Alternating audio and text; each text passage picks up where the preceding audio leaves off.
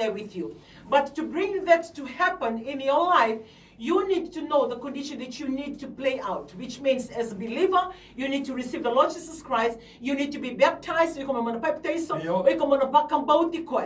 then as an individual, you need to clear your heart. You need to have a good heart.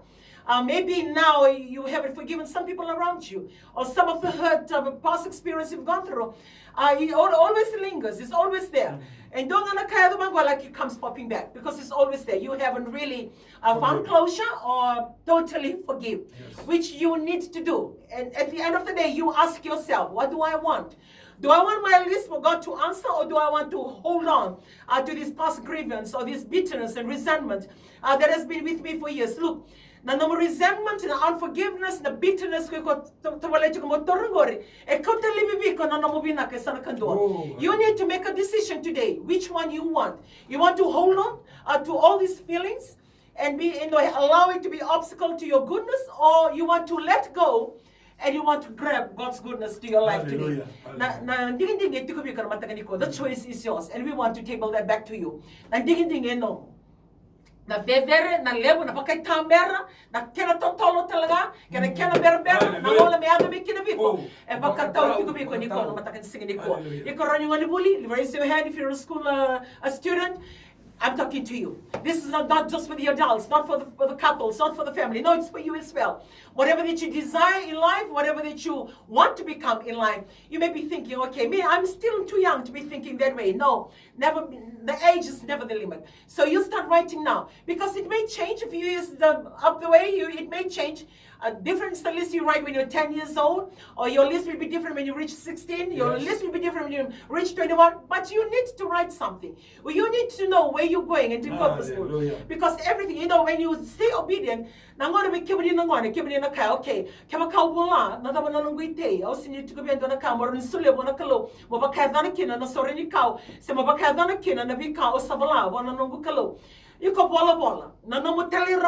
as you stay obedient to your parents, that automatically answer your purpose plan, your purpose written plan. The condition of your life, you are actually creating it to God, and then you're meeting that power in the word in Ephesians 6:1. That you must honor your father and your mother, because this is the commandment. Not only all will go well with you, you will live a long life.